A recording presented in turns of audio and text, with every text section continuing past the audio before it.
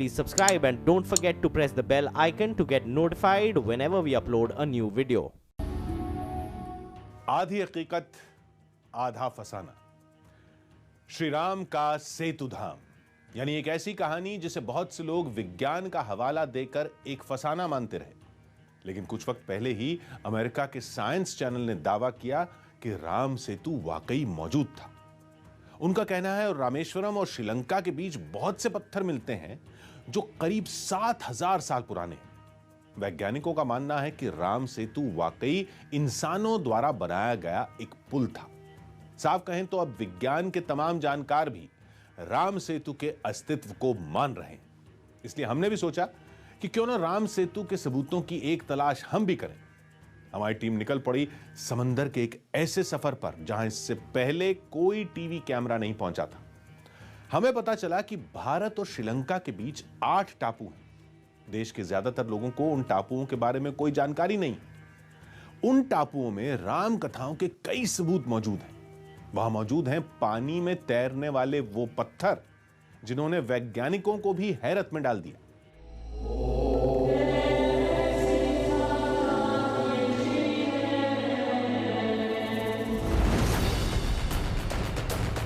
पहली बार आपको राम सेतु के दर्शन कराने के लिए हम यहां तक आए हैं।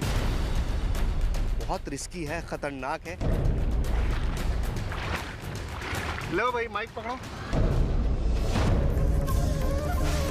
भगवान राम यहां से समुद्र की तरफ देखा करते थे।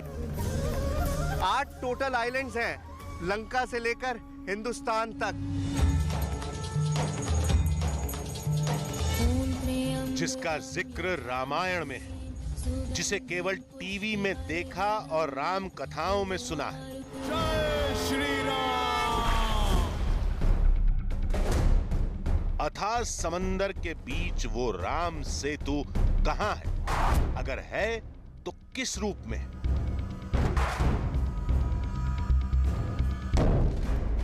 बहुत से सवाल थे कि श्री राम की कथाएं सच्ची हैं तो वो निशानियां भी मिलनी चाहिए जो रामायण में बताई गई। वो शिवलिंग जिसे श्री राम ने अपने हाथों से बनाया था, समंदर का वो किनारा जहां से राम सेतु की शुरुआत हुई थी, भारत और लंका के बीच वो 8 टापू जो राम सेतु का सबूत बनकर आज भी मौजूद हैं, समंदर के बीचों बीच मिलने वाले वो तैरते पत्थर भी जो आज भी राम कथाओं की गवाही देते हैं। हमें सब कुछ मिला, जितना सोचा था उससे कहीं ज्यादा मिला। इसी को आप राम सेतु मान लीजिए। अभी आप चल पा रहे हैं, यहाँ पर आप आसानी से दौड़ सकते हैं, चल सकते हैं, जो चाहे आप कर सकते हैं। तो चलिए शुरू करते हैं राम सेतु की खोज का सबसे अद्भुत, सबसे रोमांचक और सबसे बड़ा सफर।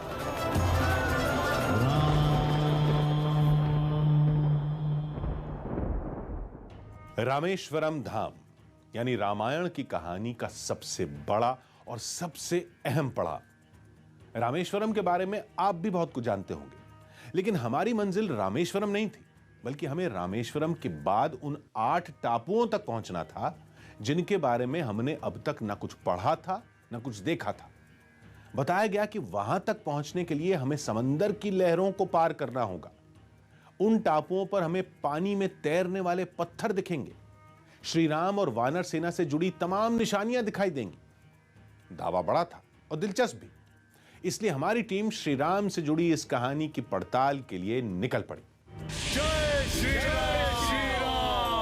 जय श्री राम, जय श्री राम, जय श्री राम, जय श्री राम। जब सीता की तलाश में श्री राम की सेना लंका की तरफ बढ़ रही थी, तब राह में विशाल समुद्र को देखकर सबके पैर थम गए।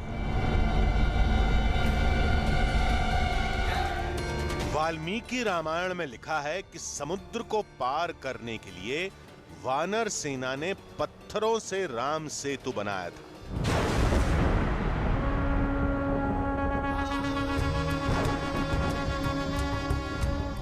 रामायण के मुताबिक रामेश्वरम के समुद्र में ही राम सेतु का निर्माण किया गया था। वल्लभाय धीमहि तन्नो राम प्रचोदयात्। और वहां तक पहुंचने के लिए हमें दिल्ली से 2800 किलोमीटर तक की दूरी तय करनी थी। राम सेतु की खोज में हमारी टीम रामेश्वरम के लिए रवाना हो गई। राम कथा में रामेश्वरम बेहद अहम पड़ाव है, जहां राम की भक्ति भी दिखती है और शक्ति भी। रामेश्वरम जाने का एकमात्र मकसद राम कथा की सबसे अहम निशानी राम सेतु की तलाश थी, जिसका जिक्र रामायण से लेकर अब तक किया जाता है।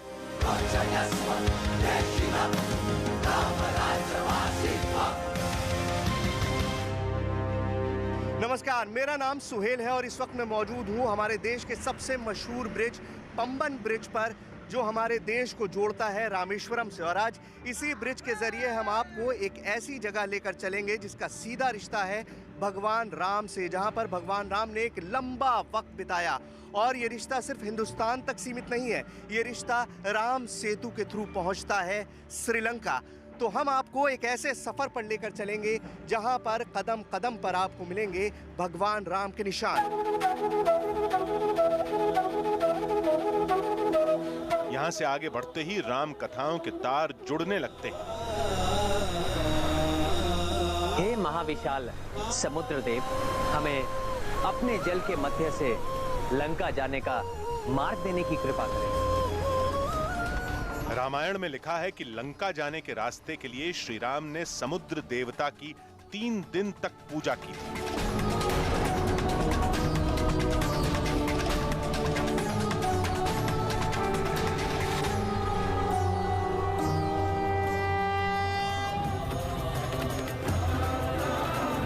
दावे के मुताबिक ये वही जगह है जहां त्रेता युग में श्री राम ने समुद्र की पूजा की थी।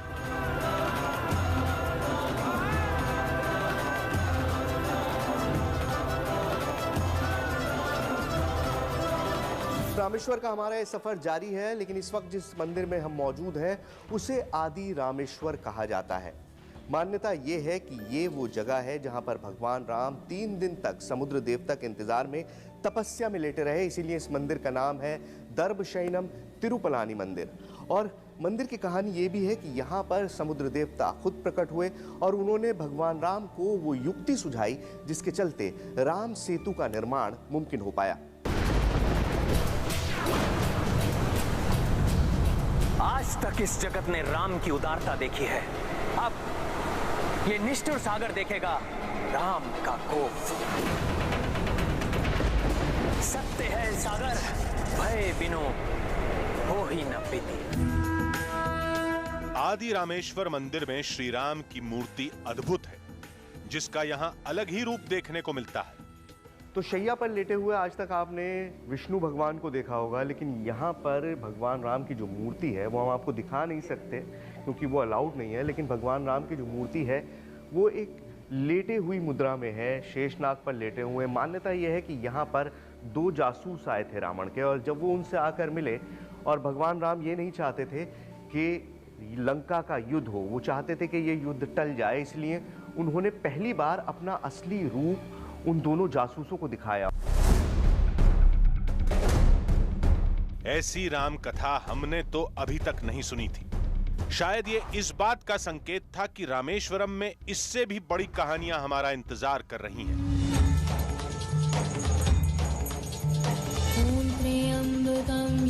रामेश्वरम धाम अब ज्यादा दूर नहीं था।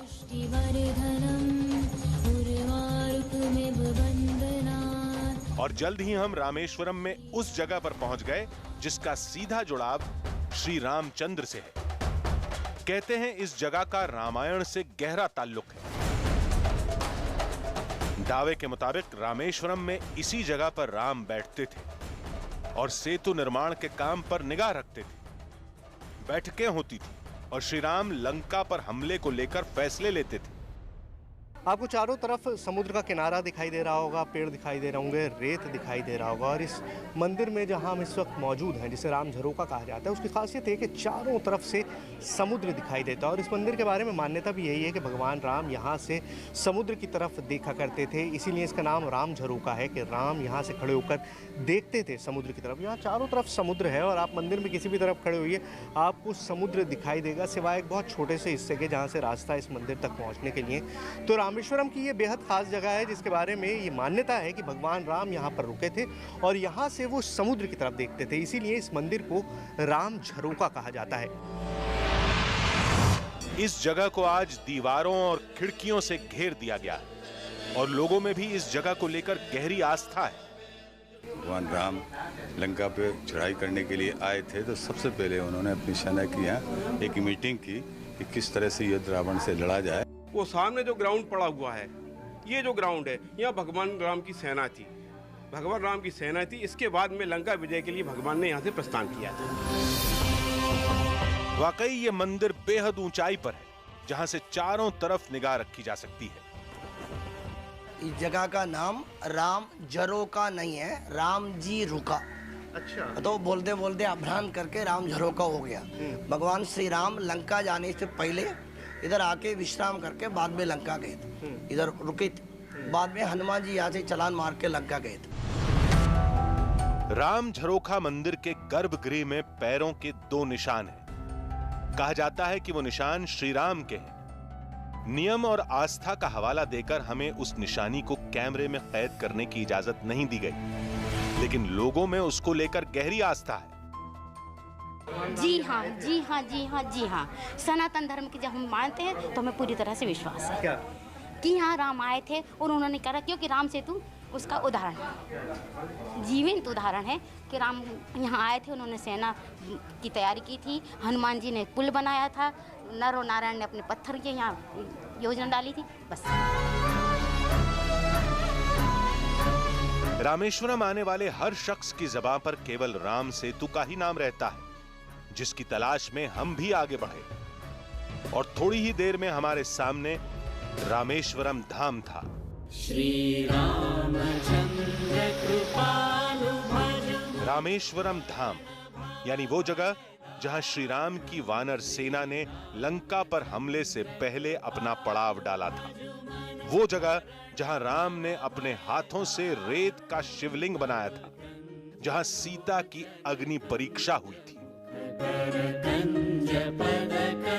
तो चलिए रामेश्वरम का अपना ये सफर हम शुरू करते हैं। और जैसा मैंने आपको बताया कि इस इलाके के जर्रे जर्रे में राम बसे हैं, यहाँ की हर चीज़ का ताल्लुक भगवान राम से है और यहाँ की हर मान्यता, हर प्रथा राम से सीधा ताल्लुक रखती है।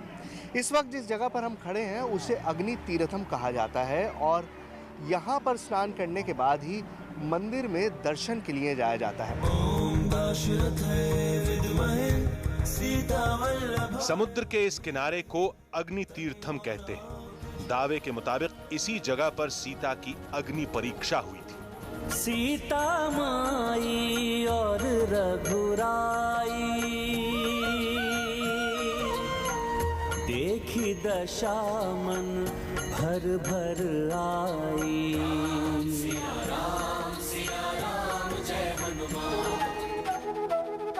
रामेश्वरम धाम में श्री राम यात्रा से जुड़ी सबसे अहम निशानी रामनाथ स्वामी मंदिर में है,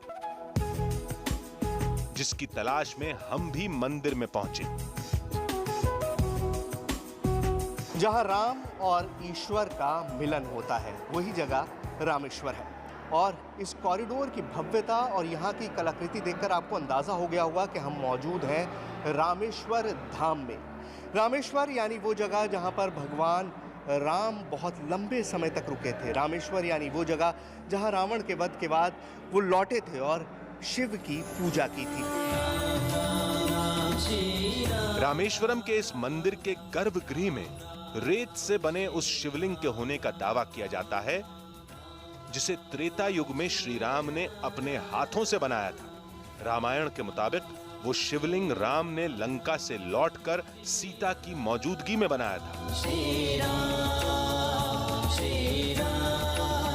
राम जी लंका जाके रावण के पास युद्ध में रावण को जीत के रामेश्वर को आया था।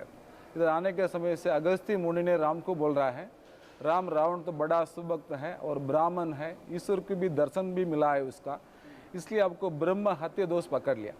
वो हटाने के लिए आप शिवलिंग पूजा करने का ऐसा राम जी अगस्त्य मुनि ने राम जी के पास वचन दिया है। रामनाथ स्वामी मंदिर का कानून परिसर के अंदर कैमरा ले जाने की इजाजत नहीं देता है, फिर भी हमने एक छोटे से हिस्से के लिए इजाजत हासिल कर ली। शिवलिंग की तस्वीर लेने की अनुमति तो नहीं मिली, लेकिन मंदिर के उस हिस्से में हम पहुंचने में कामयाब रहे जो आज किसी आश्चर्य से कम नहीं है। रामनाथ मंदिर में 22 तीर्थ कुंड हैं,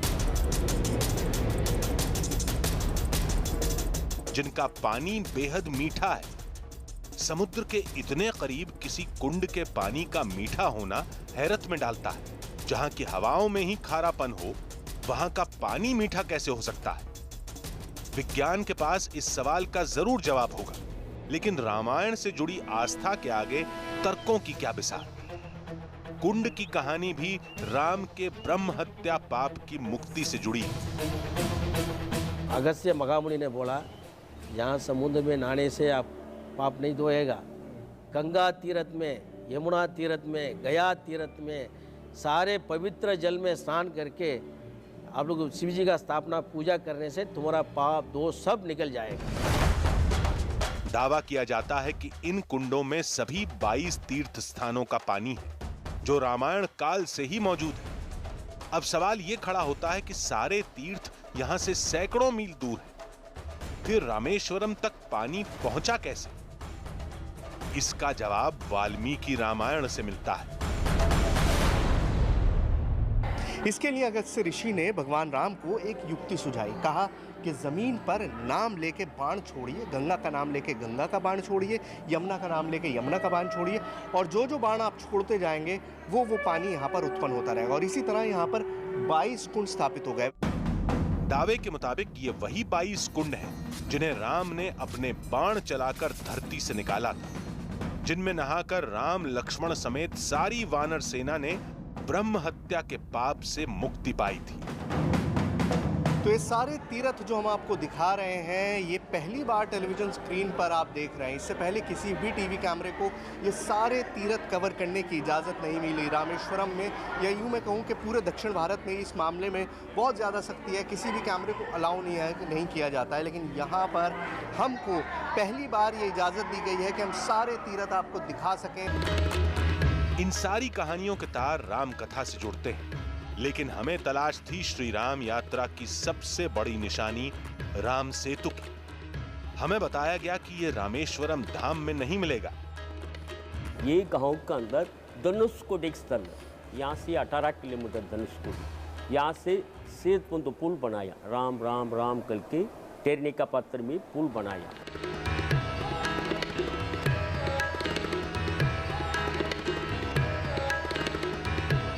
तो राम सेतु की तलाश में हम रामेश्वरम से 18 किलोमीटर दूर धनुषकोडी की तरफ रवाना हुए।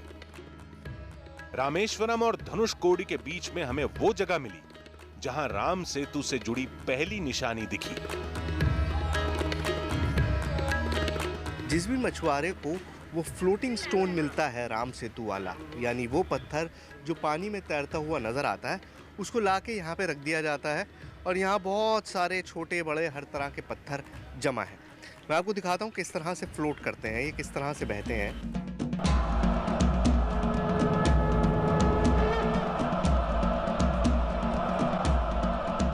ये पत्थर अब करीबन कुछ नहीं तो ये 1.5 से 2 किलो के वज़न का है, अच्छा वज़न है। और ये देखिए, ये मैं इसको डाल रहा हूँ पानी में, गया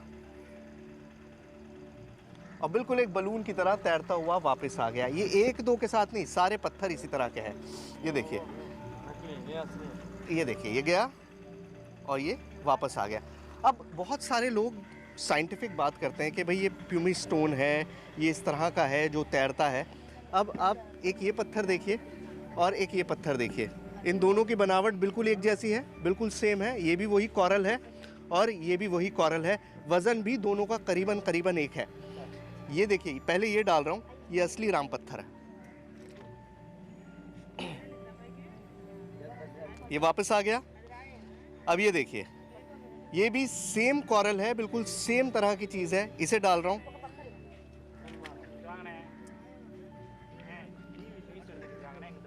गायब। ये वो वाला है जो हमने पहले डाला था, और दूसरा वाला निकाल, ये रहा पानी के अंदर। ये देखिए, ये रहा। तो ये राम सेतु के पत्थर हैं यहाँ पर, और इससे बहुत बड़े बड़े पत्थर अभी हम आपको दिखाएंगे जब हम धनुषकोडी जाएंगे, वो जगह जहाँ से राम सेतु को बनाना शुरू किया गया था। ये शुरुआत है, अभी बहुत कुछ बाकी है। आइए। डूबते सूरज ने हमें रुकने का इशारा किया और अगले दिन हमारी मंजिल थी धनुषकोडी।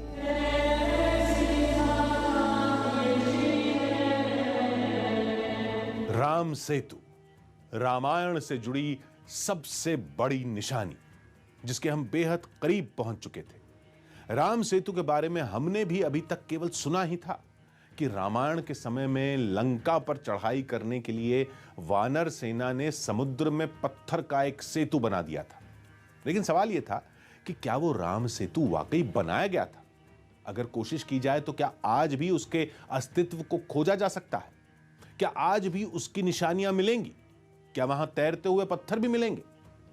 इन सवालों के जवाब के लिए हम रामेश्वरम से धनुषकोडी की तरफ बढ़े।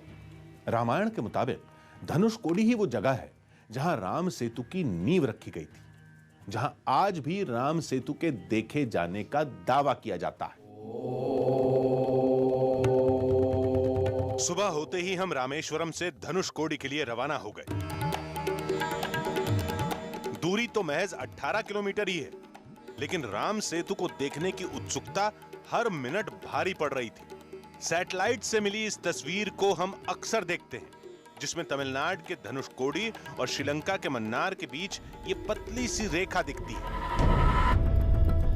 कहते हैं ये पतली रेखा राम सेतु ही है, जिसे एडम्स ब्रिज भी कहा जाता है।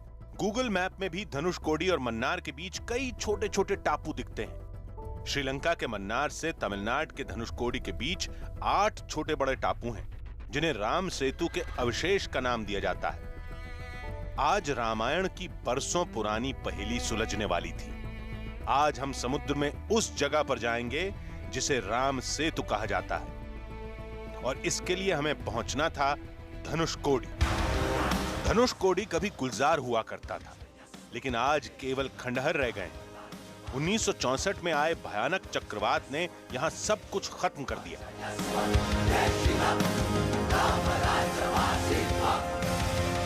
तो धनुषकोडी का जो ये नज़ारा आज आप देख रहे हैं, चंद साल पहले तक ऐसा बिल्कुल नहीं था। जैसे मैंने आपको पहले भी बताया कि यहाँ पर रोड नहीं हुआ करता था। ये रोड अभी कुछ साल पहले ही बना है, लेकिन ऐसा नहीं है कि शहर में बसावट नहीं थी। शहर में बसावट तो युगों से है, और 1964 से पहले तक तो यहाँ पर एक ट्रेन भी आती थी। पंबन से रामेश्वरम आने वाली ट्रेन यहाँ पर आती थी, और यहाँ जो आपको खंडहर दिखाई दे रहा है, ये वो रेलवे स्टेशन हुआ करता था जहाँ पर वो ट्रेन आकर रुका करती थी।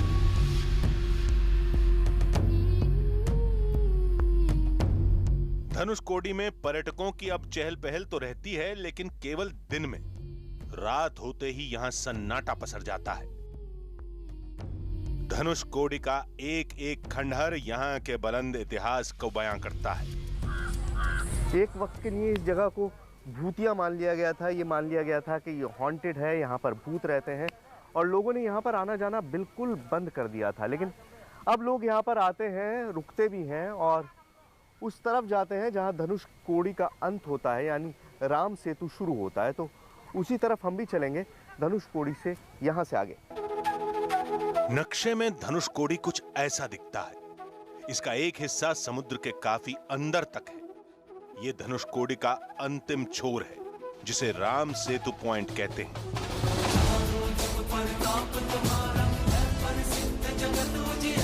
दावा किया जाता है कि ये वही जगह है जहां रामायण काल में लंका जाने वाले सेतु का पहला पत्थर पड़ा था। जय श्री राम।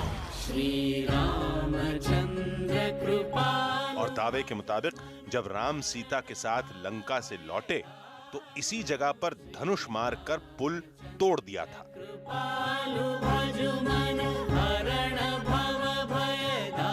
जैसा कि बताया गया है कि धनुष कोटि ही वो जगह है जहां पर भगवान राम ने विभीषण के कहने पर राम सेतु को अपने धनुष से मारकर तोड़ दिया था, इसीलिए धनुष कोटि।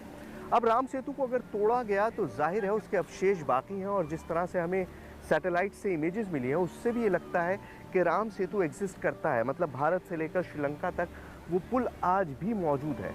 और उसी पुल की तलाश में हम आगे जाने की कोशिश करेंगे। जाना समुद्र के रास्ते होगा, ज़मीन का रास्ता नहीं है, और समुद्र में जाहिर है हम पैदल नहीं जा सकते, तो हम बोट का इंतज़ार करेंगे।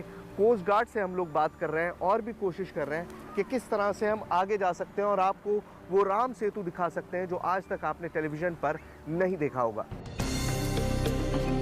फिर मछुआरों का एक दल हमारे साथ समुद्र के उस हिस्से में जाने के लिए तैयार हो गया जहां राम सेतु के होने का दावा किया जाता है। मछुआरों को रिक्वेस्ट करके ये बोट हमने हायर की है। बहुत रिस्की है, ख़तरनाक है, लेकिन ये कोशिश सिर्फ इसलिए हो रही है कि आपको टेलीविज़न स्क्रीन पर वो हकीकत दिखा सकें जिसके बारे में आप सुनते बहुत हैं, लेकिन वो आँखों से आप नहीं देख पाएंगे कभी भी। आइए हम वो कोशिश कर रहे हैं और आपको उस जगह तक ले जा रहे हैं जहाँ पर पानी वाकई इतना कम है इस समुद्र में कि पूरा रास्ता लंका और भारत एक से जुड़े हुए हैं। वो राम सेतु कहाँ है, आइए।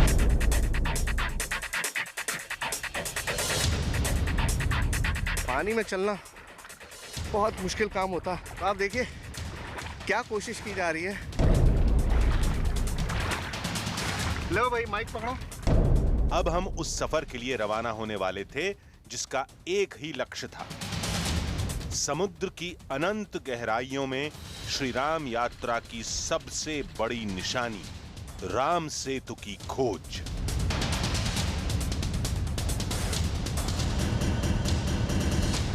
रामेश्वरम से हम निकल चुके हैं। पीछे आपको मंदिर दिखाई दे रहा होगा इस तरफ, और मंदिर से अब हम दूर चल रहे हैं। ये उस तरफ का रास्ता है जहाँ पर पानी बहुत छिछला है, मतलब बहुत कम गहरा है, और उस तरह के निशान मौजूद हैं जिनको ये मछुआरे भी बता रहे हैं कि वो राम सेतु के पत्थर हैं, राम सेतु के निशान हैं। तो उसी तरफ हम जा रहे हैं। हमारे चारों तरफ गहरा नीला समुद्र था और हम उस तरफ बढ़ते जा रहे थे जहां राम सेतु के कुछ हिस्सों के देखे जाने का दावा किया जाता है।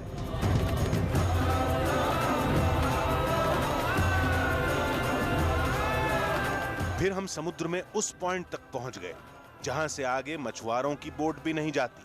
वहां कुछ दूसरी बोट भी मौजूद थी। तो जैसा मैंने आपको बताया कि एक फिशिंग बोट है, और जाहिर है फिशिंग बोट होगी तो मछलियां तो होंगी, लेकिन मछलियों के साथ साथ और भी बहुत सारी चीज़ें। आप जगह नज़र डालिए, कोई ना कोई चीज़ पड़ी होती है। अब अगर इसे आप पहचानते होंगे तो ये केकड़ा है, और ये आपने अगर अपने एक्वेरियम में पाला होगा तो आप इसे भी जानते होंगे, सी हॉर्स कहलाता है ये, और ये भी इस बोट पे मौजूद था। तो तरह तरह की चीज़ें यहाँ पर है इस बोट पे। अपना समुद्र की एक अपनी ज़िंदगी होती है, एक अपना नेचर, एक अपनी प्रवृत्ति होती है, और वो वाकई कमाल होती है। यहां से आगे हम समुद्र के उस हिस्से में पहुंच गए जहां दो सागरों का पानी मिलता है। आपने सुना होगा समुद्र को मिलते हुए, और अब हम उस जगह पर पहुंच चुके हैं जहां पर दो समुद्र आपस में मिल रहे हैं। एक तरफ से हिंद महासागर और दूसरी तरफ से बंगाल की खाड़ी का पानी यहाँ पर मिल रहा है। और आप दो अलग कलर आपको दिखाई देंगे पानी के। एक तरफ कलर दूसरा है पानी का, और दूसरी तरफ कलर पानी का दूसरा है। तो बिल्कुल उस पॉइंट पे पहुंच चुके हैं जहां पर ये दोनों महासागर आपस में मिलते हैं। थोड़ी देर बाद हमने भारतीय सरजमी का अंतिम छोर भी पार कर दिया, जिसके आगे जमीन खत्म हो जाती है और समुद्री सीमा शुरू होती है। तो आप जब भी रामेश्वरम आए या इस तरफ आए तो यहाँ जरूर आइएगा। ये अंतिम पॉइंट है। यहाँ के बाद जमीन जो है, भारतीय सरजमीन खत्म हो जाती है। इसे लैंड्स एंड कहा जाता है। आखिरी ठिकाना है ये, आखिरी रोड है, आखिरी लोगों के आने तक का रास्ता है जहाँ तक लोग आ सकते हैं। हमने स्पेशली इस बोट को हायर किया है और हम राम सेतु जाने की कोशिश कर रहे हैं। लेकिन आप अगर रामेश्वरम आए तो इस जगह तक जरूर आइएगा। कुछ घंटे की यात्रा के बाद हम समुद्र के उस हिस्से में पहुंच गए जो है तो समुद्र के बीचों बीच, लेकिन गहरा बिल्कुल नहीं। कहते हैं यहीं से राम सेतु का इलाका शुरू हो जाता है। तो राम सेतु के इस पूरे इलाके में समुद्र आपको दिखाई दे रहा है दूर से दूर तक, लेकिन असल में इस समुद्र की हकीकत क्या है वो आप खुद देखिए।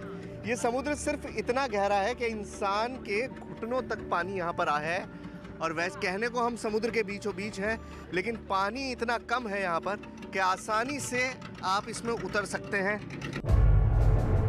अब बहुत संभल कर आगे बढ़ना था, क्योंकि यहां से उन टापुओं का सिलसिला शुरू हो जाता है जिन्हें राम सेतु का हिस्सा या अवशेष बताया जाता है। हमने आपको पहले भी बताया था कि धनुषकोडी और श्रीलंका के बीच 8 छोटे छोटे टापू हैं। पहला टापू हमें दिखा जो अभी पानी में डूबा था। इसी तरह के 3 टापुओं को हमने पीछे छोड़ दिया।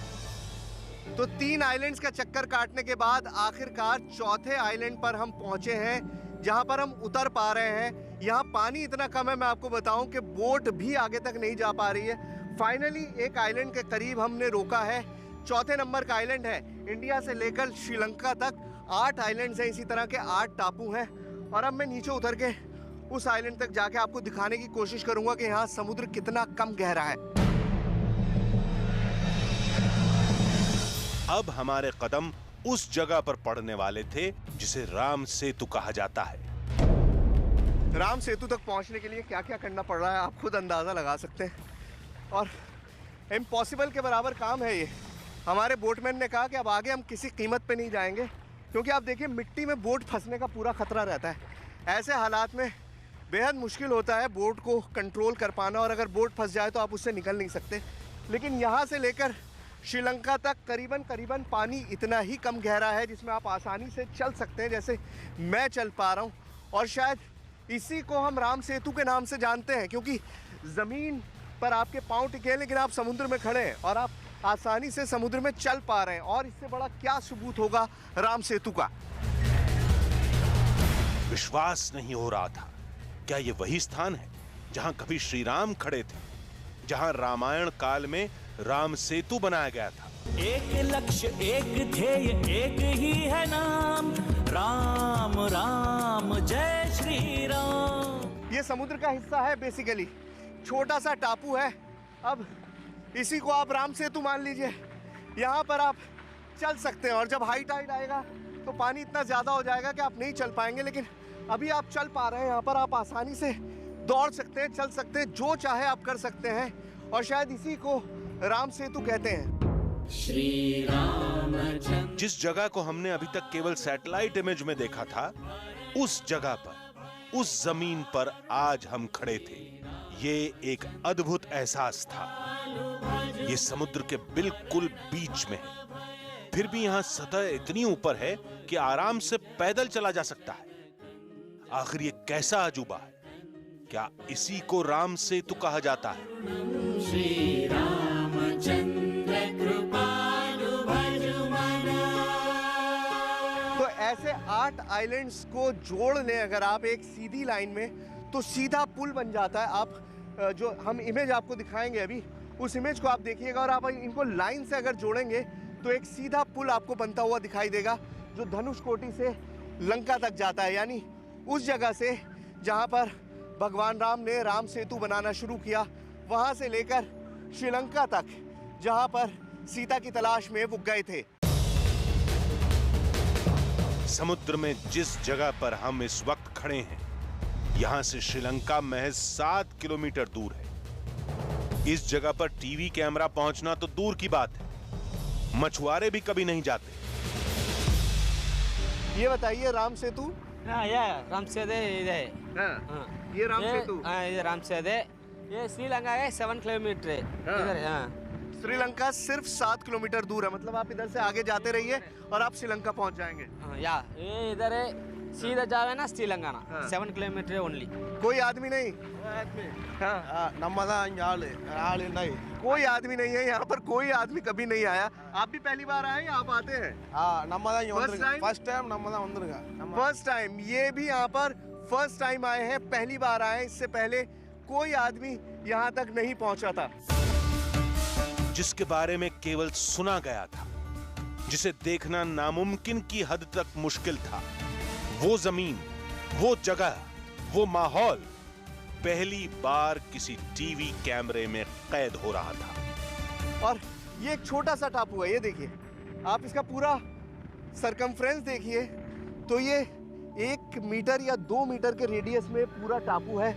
जमीन है, समुद्र के बीचों बीच मैं जमीन पे खड़ा हूं जो इतनी छोटी सी है, और यही शायद वो हिस्से हैं जिन्हें हम राम सेतु के रूप में जानते हैं। ये तैरता हुआ पत्थर मुझे यहाँ पे अभी तक नहीं दिखाई दिया कोई भी, लेकिन आप ये देखिए, ये ज़मीन खुद अपने आप ऊपर आ जाती है और जब हाई टाइड आता है तो ये ज़मीन डूब जाती है। इस तरह के कई सारे छोटे छोटे टापू हैं जो मैप पर नहीं दिखते हैं, लेकिन जब आप असल में आते हैं, जैसे मैं यहाँ पर आया हूँ, बोट रोक के मैंने देखा है, तो ये छोटा सा टापू है, बिल्कुल छोटा सा टापू है, और 2 कदम मैं चलूँगा तो मैं वापस समुद्र में चला जाऊँगा। ये मैं समुद्र में आ गया, मतलब मैं ज़मीन में 2 कदम चलूँगा तो मैं ज़मीन पे पहुँच जाऊँगा, ये मैं ज़मीन पर आ गया, और वापस अगर मैं जाऊँगा पानी के अंदर तो मैं वापस समुद्र में चला जाऊँगा। तो इसी तरह के छोटे छोटे कई सारे टापू हैं जिनकी शायद गिनती भी नहीं है, और जो शायद अपने आप में राम सेतु का ही हिस्सा है। रामायण में लिखा है कि सेतु बनाने के लिए समुद्र देवता ने इस इलाके में अपनी लहरों को कम कर दिया था ताकि पत्थर एक जगह पर टिक सकें। यहां आज भी लहरों की रफ्तार बाकी समुद्र के मुकाबले बेहद कम रहती है। राम सेतु के आसपास जो समुद्र है उसकी सबसे बड़ी खासियत यह है कि एक तो गहराई बहुत कम है, और दूसरा इसी वजह से शायद लहरें देखिए आप, बहुत छोटी छोटी लहरें होती हैं। आपने अगर समुद्र की लहरें देखी होंगी तो बड़ी बड़ी लहरें होती हैं, बहुत तेज बहाव होता है, लेकिन यहाँ पर हम बिल्कुल बीच रास्ते में हैं, मतलब यहाँ से चंद किलोमीटर की दूरी पर श्रीलंका है। अगर हम अपनी बोट को लेके जाएं आगे, जाहिर है हमारे पास कोई वीज़ा नहीं है इसलिए हम ऐसा करेंगे नहीं, वरना 5-6 किलोमीटर 7 किलोमीटर की दूरी पर इस वक्त श्रीलंका है। और आप लहरें देखिए, इन लहरों में कोई उफान नहीं है, और ये मान्यता यही है कि क्योंकि श्री राम ने समुद्र देवता को आदेश दिया था कि आप यहाँ पर शांत स्वभाव में रहेंगे, और वो समुद्र आज भी शांत स्वभाव में। इन लहरों को आप लहरें भी क्या कहेंगे, ये देखिए। समुद्र का यह हिस्सा राम सेतु का अवशेष है या नहीं, इसको लेकर 2 मत हैं। पहला मत आस्था से जुड़ा है, जो इसे राम सेतु मानता है, और दूसरा मत विज्ञान के तर्क से जुड़ा है, जो इसे प्रकृति की बनावट का नायाब नमूना मानता है। राम सेतु के वजूद से जुड़े इन दोनों पक्षों में बहस आज भी जारी है, लेकिन धनुषकोडी और श्रीलंका के बीच समुद्र के जिस हिस्से में हिंद महासागर और बंगाल की खाड़ी मिलती है, जो जगह समुद्र के एकदम बीच में स्थित है, वहां सतह इतनी ऊपर कैसे? इसी सवाल का जवाब तलाशा जा रहा है, लेकिन आस्था से जुड़े लोग इसे श्री राम यात्रा की निशानी ही मानते हैं, जिसकी तलाश के लिए हमें जाना था उत्तराखंड के पहाड़ों पर। यह कहानी जुड़ी है रामायण काल की संजीवनी बूटी से। कुछ वैज्ञानिक मानते हैं कि संजीवनी बूटी सिर्फ एक कल्पना है, तो कुछ ये भी मानते हैं कि संजीवनी बूटी आज भी मौजूद है। इस बीच उत्तराखंड के द्रोण पर्वत पर रहने वाले लोगों ने दावा किया है कि उन्होंने संजीवनी बूटी को देखा है, एक ऐसी बूटी जो वाकई रात में चमकती है। कुछ वक्त पहले उत्तराखंड सरकार ने भी संजीवनी की खोज के लिए मुहिम शुरू की, जो अब भी जारी है। ऐसा माना जाता है कि द्रोण पर्वत वही पहाड़ है जिसका जिक्र रामायण में हुआ था।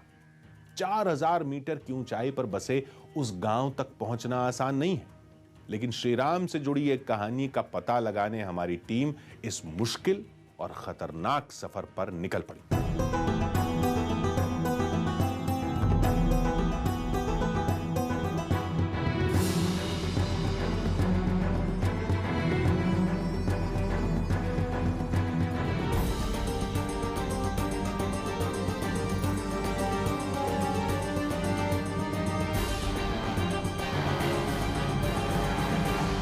देवभूमि उत्तराखंड, जिसकी वादियों में दंत कथाओं के न जाने कितने किस्से आज भी तैरते हैं,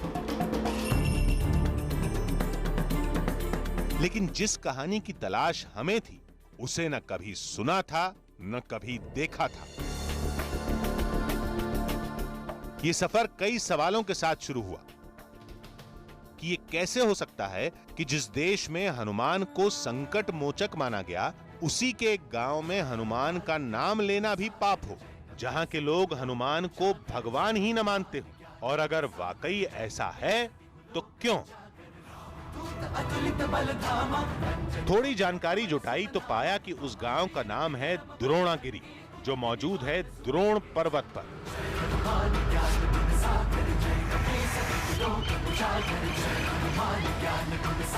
द्रोण पर्वत यानी वो पहाड़ जिसका जिक्र रामायण में मिलता है।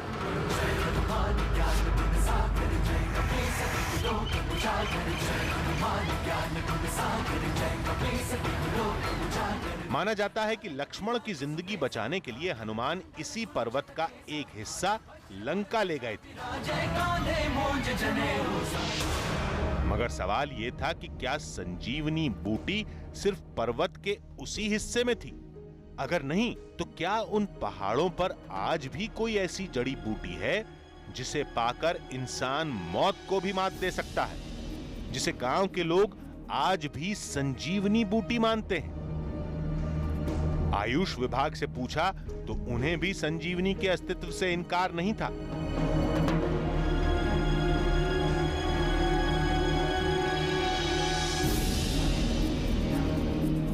कि संजीवनी बूटी का अस्तित्व निश्चित रूप से स्वीकार्य है। उत्तराखंड का जो द्रोणगिरी पर्वत है, जहाँ पर इसका मूल स्थान माना जाता है, कई सारे कार्यदल वहाँ पर गए हैं। अनेक ऐसे कार्यदल हैं जिन्होंने समय समय पर कुछ अलग अलग जड़ी बूटियों का वर्णन किया है, उसको बताया है कि शायद ये संजीवनी हो सकती है। किसी दूसरे कार्यदल ने कहा शायद ये संजीवनी बूटी होगी। तो अभी इस पर बहुत शोध की आवश्यकता है।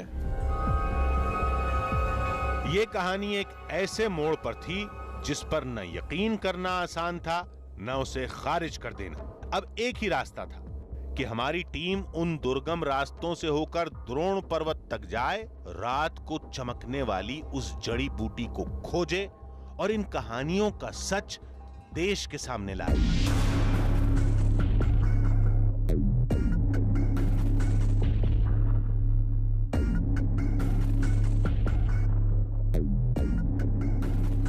द्रोण पर्वत की राह में हमारा पहला पड़ाव था गोपेश्वर, चमोली का जिला मुख्यालय, जहां द्रोण पर्वत की जानकारी तो मिली, लेकिन पुराणों की कुछ नई कहानियां भी सुनाई गई। ऐसी एक कहानी जुड़ी थी महाभारत काल से मौजूद इस गोपीनाथ मंदिर से।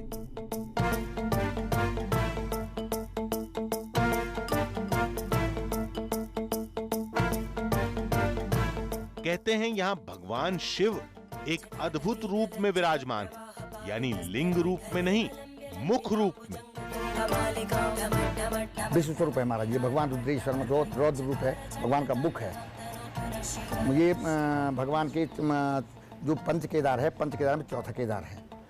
प्रथम केदारनाथ, द्वितीय मधमेश्वर और ये तीसरा तुंगनाथ और चौथा मुख रुद्रनाथ। तो रुद्र ऊपर है, यहाँ से 22 किलोमीटर आपको पूरा साफ मुख दिखाई देगा।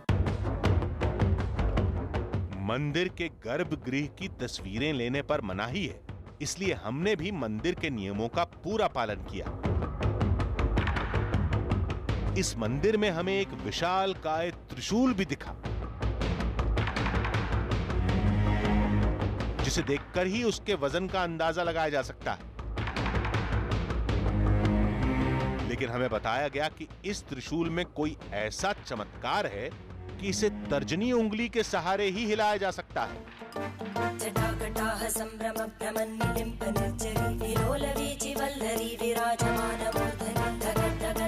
माना जाता है कि ये त्रिशूल भगवान परशुराम का है।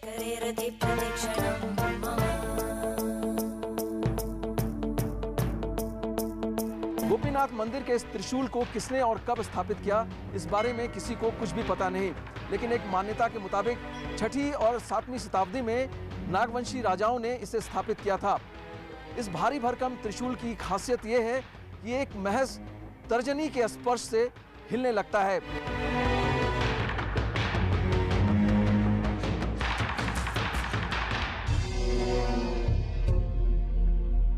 ये कहानियां हमारे लिए सिर्फ वो दंत कथाएं थीं जो मान्यता बनकर सदियों से कायम है।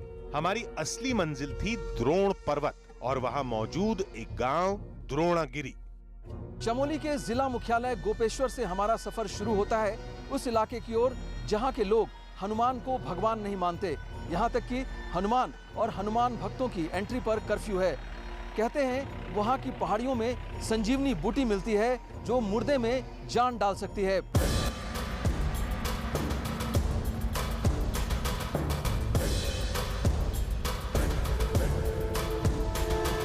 द्रोण पर्वत के सफर का अगला पड़ाव जोशी मठ का शायद सबसे खूबसूरत हिस्सा औली। कुदरत की बेपनाह खूबसूरती से सराबोर एक अद्भुत कस्बा। हमें बताया गया कि द्रोण पर्वत का दुर्गम रास्ता यहीं से शुरू होता है। आगे जाने के लिए हमें 14 किलोमीटर की पैदल चढ़ाई करनी होगी। कुछ ऐसे रास्तों से गुजरना होगा जहां एक गलती मौत भी बन सकती है। लेकिन उससे पहले हमारी नजर एक हनुमान मंदिर पर पड़ी। हमें बताया गया कि इन रास्तों पर बना ये आखिरी हनुमान मंदिर है, क्योंकि इससे आगे न हनुमान की पूजा होती है न हनुमान का जिक्र होता है। वैसे इस मंदिर की भी अपनी कहानी है। इस हनुमान मंदिर की इस इलाके में बहुत मान्यता है। कहते हैं कि श्रीलंका से द्रोणागिरी जाते वक्त हनुमान यहीं पर रुके थे और उन्होंने पहली बार द्रोणागिरी पर्वत को यहीं से देखा था। तब से इस जगह का नाम संजीवनी शिखर पड़ गया। इस मंदिर की दहलीज से ही हमें अपनी मंजिल की पहली झलक मिली। द्रोण पर्वत हमारी आंखों के सामने था, बर्फीली चादर में ढके पहाड़। हमें बताया गया कि इन पर्वतों के बीच ये कटा हुआ हिस्सा ही महाबली हनुमान लंका ले गए थे। सर ये संजीवनी शिखर है जोशी मठ में, बहुत पौराणिक मंदिर है यहाँ पे। तो ऐसा कहते हैं जो हनुमान जी संजीवनी बूटी लेने आए थे तो यहाँ से उन्होंने द्रोणागिरी पर्वत देखा था। यहाँ पे एक बहुत बड़ा टीला था हैं, तो टीला दब गया। जब हनुमान जी ने पाँव रखे थे टीला दब गया, तब से इस जगह का नाम संजीवनी शिखर हो।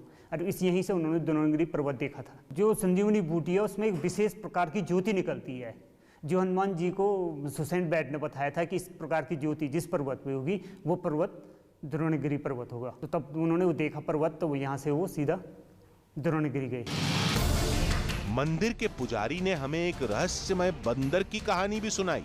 इन बर्फीली वादियों के बीच बंदरों का होना नामुमकिन है, लेकिन लोगों के मुताबिक हर साल चैत्र के महीने में एक बंदर यहाँ दिखाई देता है। वो कहां से आता है, कहां जाता है, किसी के पास कोई जानकारी नहीं। सदियों से मान्यता है कि वो बंदर हनुमान का ही रूप है। यहाँ बहुत ठंडा है, ठंडी की वजह से यहाँ बंदर नहीं होते हैं। लेकिन चैत्र के महीने में जिस दिन हनुमान जयंती होती है उस दिन द्रोणागिरी में और औली में एक बंदर देखा जाता है, वो दोनों जगह। तो ये बहुत पहले से जो पौराणिक लोग हैं वो भी कहते हैं कि चैत्र के महीने में बंदर यहाँ आते हैं और द्रोणागिरी में भी जाता है बंदर। तो इसको हनुमान का प्रतीक माना जाता है कि दोनों जगह जाता है। हमें बताया जा रहा था कि द्रोणागिरी के जंगलों में आज भी संजीवनी बूटी मिलती है, जो रात के अंधेरे में चमकती भी है, यानी कुछ वैसी ही जैसी रामायण में बताई गई। लेकिन वहां तक पहुंचने की एक शर्त भी है, वो ये कि वहां हनुमान का नाम लेना मना है। ये बड़ी अजीब बात है कि जब औली के इस इलाके में हनुमान जी की इतनी मान्यता है, तो यहाँ से महज 60 किलोमीटर दूर उन पहाड़ों के पीछे आखिर ऐसा क्या हो जाता है कि वहाँ के लोग हनुमान जी को भगवान नहीं मानते। और तो और वहाँ हनुमान और हनुमान भक्तों की एंट्री पर कर्फ्यू है। इन सवालों का जवाब तलाशने अब हमें आगे जाना था। 40 किलोमीटर के सड़क मार्ग के बाद रास्ते बंद हो जाएंगे और शुरू होगा द्रोण पर्वत की कहानी को देखने का, संजीवनी बूटी का सच तलाशने का एक मुश्किल और खतरनाक सफर।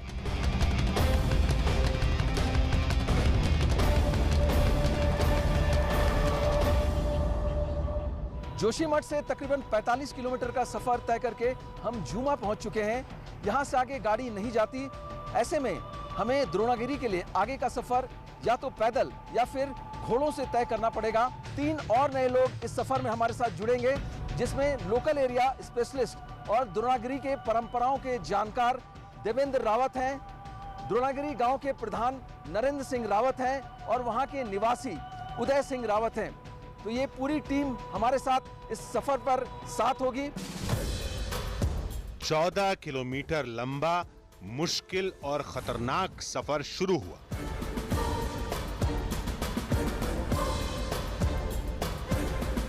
द्रोण पर्वत तक जाने का ये इकलौता रास्ता है।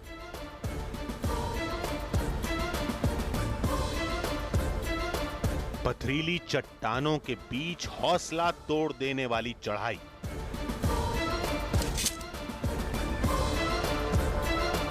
जहां एक गलती जिंदगी पर भारी पड़ सकती थी, लेकिन सदियों पुराने मिथक का सच तलाशने के लिए हमारे पास कोई दूसरा रास्ता भी नहीं था।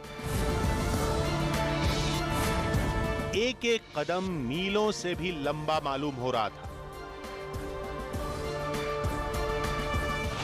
लेकिन हम रुके नहीं, चलते रहे अपनी मंजिल की ओर।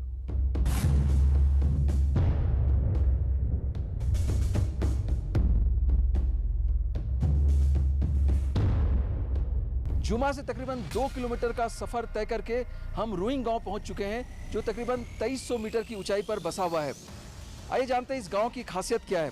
रुइंग गांव की ये खासियत है कि यहाँ पे जितने भी लोग नीचे से आते हैं, यहाँ पे अपना बेस कैंप बनाते हैं, फिर यहाँ से शुरू करते हैं आगे द्रोणागिरी गाँव की तरफ। तो यहाँ से लगभग 7 किलोमीटर और आगे तय करना होगा, वहाँ पे द्रोणागिरी गाँव है। रुइंग में कुछ देर भोजन और आराम के बाद हम दोबारा आगे बढ़े।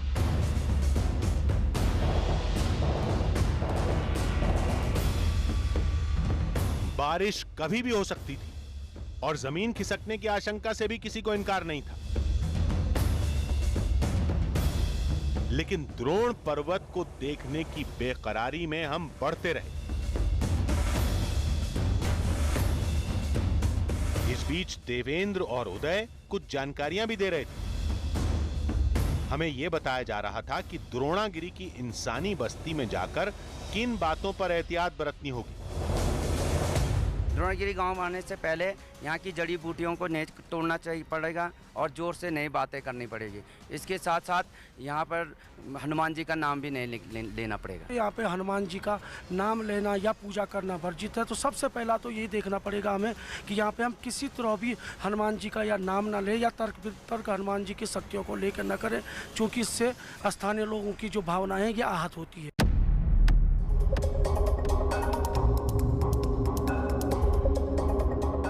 ये खूबसूरत वादियां इस मुश्किल सफर में किसी राहत से कम नहीं थी,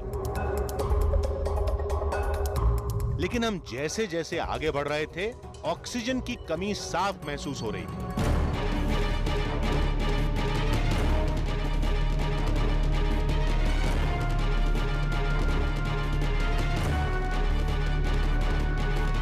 सामान उठाना मुश्किल हो गया तो घोड़ों की मदद भी लेनी पड़ी, लेकिन हम रुके नहीं, चलते रहे अपनी मंजिल की ओर।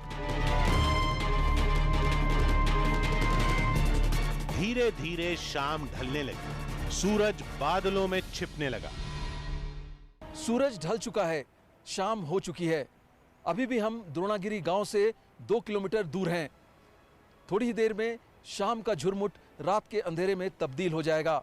ऐसे में इस इलाके में जंगली जानवरों का खतरा बढ़ जाता है।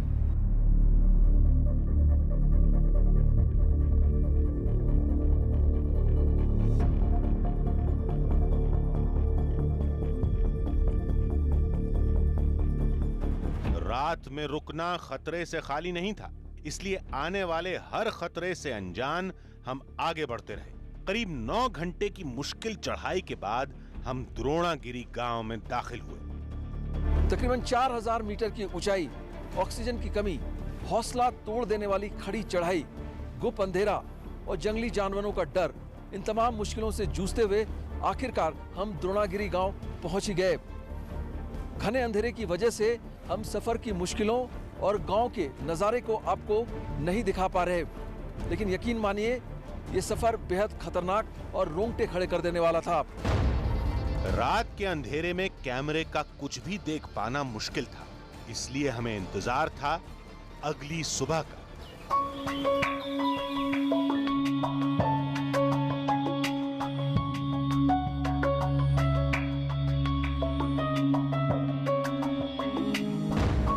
ये द्रोणागिरी है, ऐतिहासिक द्रोणागिरी। 4000 मीटर पर बसा उत्तराखंड का सबसे ऊंचा गांव। यहाँ के लोग सर्दियों में बर्फ के पड़ने के साथ ही चमोली के आसपास के गांव में चले जाते हैं। ये परंपरा सदियों से चलती चली आई है। बेपनाह खूबसूरती, बादलों की धुंध में बसा 600 की आबादी वाला एक अद्भुत गांव।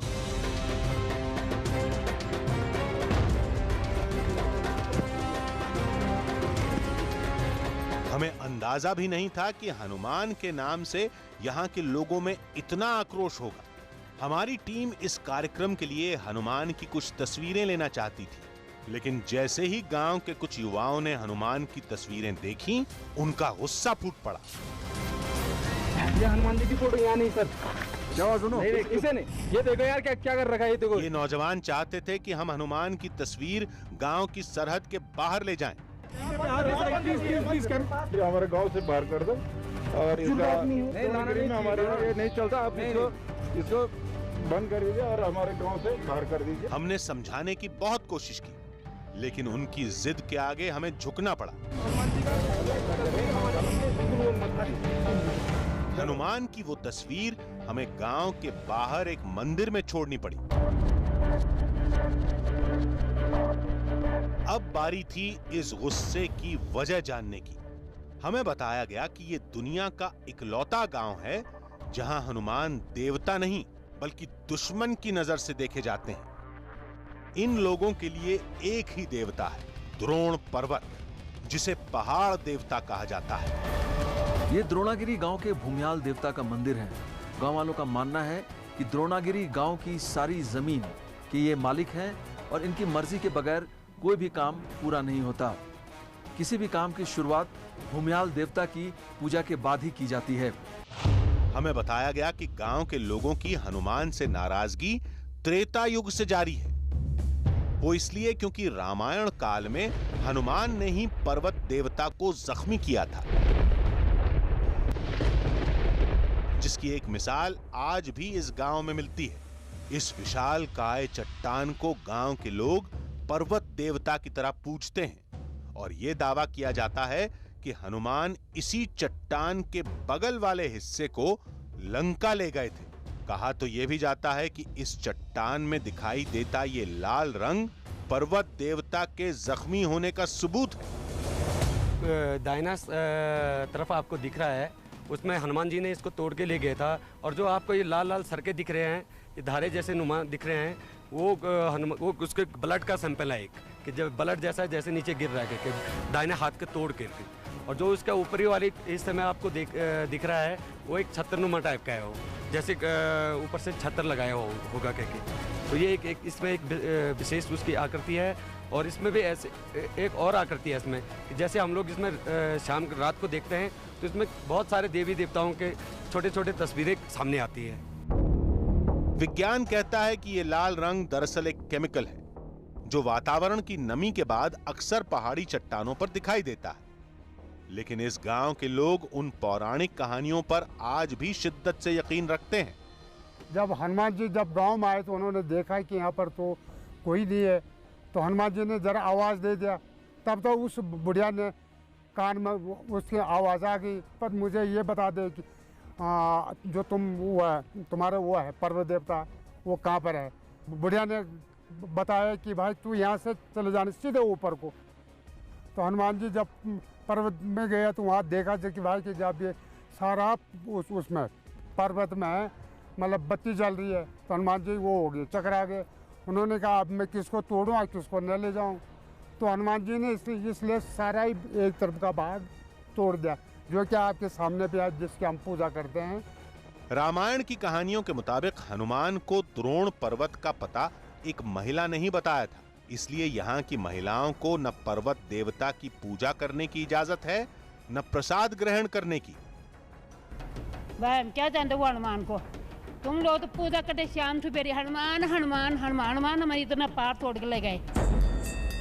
अब तक हमने जो कुछ भी सुना था वो हमारी नजर में सिर्फ एक आस्था थी और हमने भी उस आस्था का सम्मान किया। लेकिन अब बारी थी इन पहाड़ों के ऊपर संजीवनी बूटी के दावे का सच तलाशने की। गांव के लोग अब भी यह दावा कर रहे थे कि द्रोण पर्वत के ऊपरी हिस्से में आज भी एक जड़ी बूटी मिलती है जो रात में तेज रोशनी के साथ चमकती है, और इसी जड़ी बूटी को गांव के लोग संजीवनी मानते हैं, जिसकी तलाश में सैकड़ों वैज्ञानिक आए, कई संस्थाएं आईं, खुद उत्तराखंड सरकार ने एक मुहिम चलाई। तो क्या इन पहाड़ों के ऊपर वाकई वो संजीवनी आज भी मौजूद है? द्रोणगिरी के लोग ये दावा कर रहे थे कि वहां आज भी संजीवनी बूटी मिलती है, लेकिन उसे तलाशने के लिए हमें थोड़ी और ऊंचाई पर जाना होगा। हमारी टीम अब उस जगह की ओर बढ़ रही थी जहां गांव के लोगों ने उस रहस्यमयी बूटी को देखा है। कड़ी मशक्कत के बाद हमें भी वो बूटी दिखाई दी। हमारी टीम ने उस बूटी के बारे में कई वैज्ञानिकों से भी बात की, और वैज्ञानिकों ने जो बताया वो बेहद चौंका देने वाला था।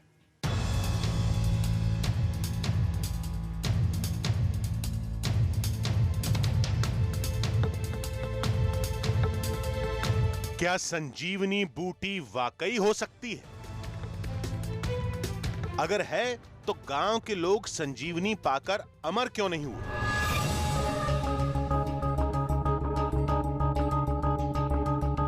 अगर संजीवनी है तो आज तक कोई वैज्ञानिक, कोई सरकार उसे खोज क्यों नहीं पाई?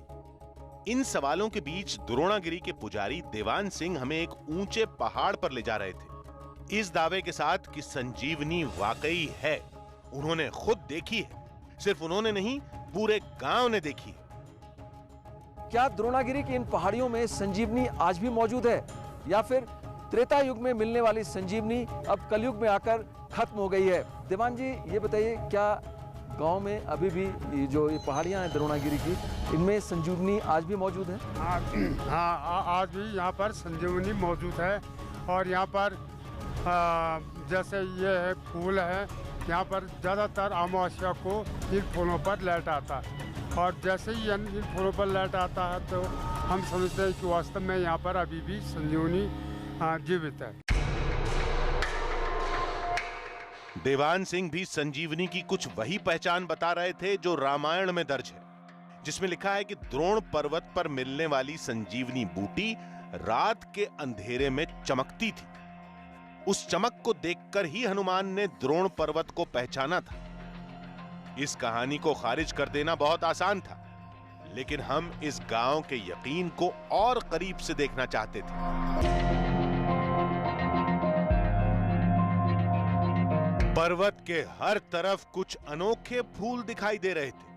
कुछ ऐसी जड़ी बूटियां मिल रही थीं जो हिंदुस्तान की गिनी चुनी जगहों पर ही मिलती हैं। देवान हमें बता रहे थे कि इस पर्वत पर सिर्फ संजीवनी ही नहीं, कई दूसरी जड़ी बूटियां भी हैं जो इंसान को बेहोशी यानी कोमा से बाहर ला सकती हैं। जैसा हुआ यहाँ पर ये चोरू हुआ, छिपी हुआ, जो वो कहते हैं, और ये जैसे वो बरम कमल हुआ, फेन कमल हुआ, ये कमल वो भी संजीवनी का काम करते हैं।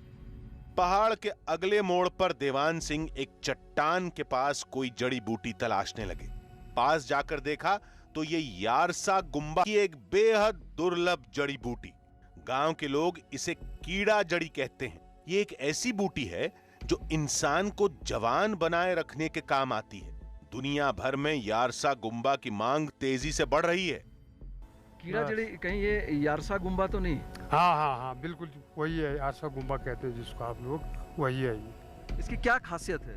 अब इसकी खासियत तो ऐसा है कि इसको कहते हैं कि मतलब इसको खाने से सोचताई कम आती है और शरीर में ताकत आ जाता है। तो ये यारसा गुम्बा है और ये काफ़ी महंगा हर्ब माना जाता है। अंतर्राष्ट्रीय बाजार में इसकी कीमत 20 लाख रुपए प्रति किलो है। अमेरिका में अगर बात करें तो ये $800 प्रति औंस के हिसाब से बिकता है। यारसा गुम्बा जैसी दुर्लभ जड़ी बूटी को देखने के बाद हमारी बेकरारी बढ़ने लगी। देवान सिंह हमें थोड़ी और ऊंचाई पर ले गए और एक चट्टान के नीचे उन्होंने अग्नि जड़ी खोज निकाली। हरे रंग की एक पौधे नुमा बूटी। देवान सिंह ये दावा कर रहे थे कि यही अग्नि जड़ी रात के अंधेरे में चमकती है, लेकिन इसमें सबसे ज्यादा चमक होती है अमावस्या की रात। गांव के लोग इसी अग्नि जड़ी को संजीवनी मानते हैं। उनका मानना है कि ये अग्नि जड़ी कुछ वैसा ही उपचार कर सकती है। इसकी भी कुछ विशेषता है क्या? ये जो अग्नि जड़ है ये किस काम, ये भी चमकता है? इससे भी ये भी वो देता है, लाइट देता है। ये भी ये कब लाइट देता है? रात में देता है या किसी खास दिन देता है? ना, ये मतलब अमावस्या की रात को देती ज्यादा लाइट। तो आपने कहा कि संजीवनी भी अमावस्या की रात को लाइट देती है, और उसी तरह अग्नि जड़ भी जो है अमावस्या की रात को लाइट देती है। तो क्या आपका मानना है कि क्या वो जो कहा जाता है संजीवनी है, वही अग्नि जड़ ही जो है वो संजीवनी है? हाँ, बिल्कुल बिल्कुल यही संजीवनी है। जैसा ये मतलब कि बहुत सारे जड़ी बूटियों का मिश्रण करने से ही संजीवनी है। ये थे देवान सिंह जी, जो द्रोणागिरी की इन पहाड़ियों में अलग अलग तरह की जड़ी बूटियों के बारे में बता रहे थे। इनका कहना है कि अग्नि जड़ नाम की एक बूटी है, जड़ी बूटी है, जो अमावस्या की रात को चमकती है, जिसकी जो विशेषता है काफ़ी कुछ संजीवनी से मिलती है। और इनका ये मानना है कि हो ना हो वही संजीवनी बूटी है। सिर्फ देवान सिंह की बातों के आधार पर इस दावे पर भरोसा कर लेना जायज नहीं था। हो सकता है ये अग्नि जड़ी सेहत के लिए फायदेमंद हो। यह भी हो सकता है कि अग्नि बूटी रात के अंधेरे में चमकती हो, लेकिन अग्नि बूटी ही संजीवनी है, इसका हमारे पास फिलहाल कोई सबूत नहीं था। इस रहस्य को समझने के लिए हम उत्तराखंड के आयुष विभाग पहुंचे। निदेशक अरुण कुमार त्रिपाठी से जानकारी मांगी तो पता चला कि कुछ केमिकल्स की वजह से कई जड़ी बूटियां अंधेरे में चमकती हैं, लेकिन अग्नि जड़ी ही संजीवनी बूटी है, इस पर बरसों से शोध जारी है। अभी हमारे स्तर पर यह कहना थोड़ा मुश्किल है, लेकिन मैं इतना जरूर कहूँगा कि एक फ्लोरेसेंट प्रभाव, एक फ्लोरेसेंट प्रक्रिया है जो केमिस्ट्री की प्रक्रिया है, जिनमें फास्फोरस या ऐसे सोडियम जैसी कुछ चीज़ें जो जिन जड़ी बूटियों में पाई जाती हैं अधिकता में, वो उनमें फ्लोरेसेंट प्रभाव होता है कि जो दिन के समय उन पर जो लाइट पड़ती है उसको वो अंधेरे में या रात के समय उसको रिमिट करती हैं, तो उनमें एक चमकदार प्रभाव रात में देखा जाता है। तो ऐसी जड़ी बूटियां हैं, उनको नकारा नहीं जा सकता।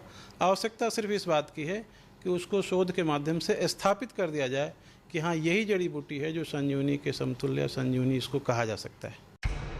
कुछ जानकार ये भी मानते हैं कि रामायण काल में जिस संजीवनी का जिक्र हुआ वो दरअसल कई जड़ी बूटियों का मिश्रण थी।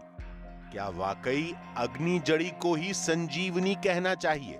इसका फिलहाल कोई जवाब नहीं है, लेकिन हमारे इस सफर के बाद इतना तय था कि द्रोण पर्वत पर आज भी कई करिश्माई बूटियां जिंदा हैं।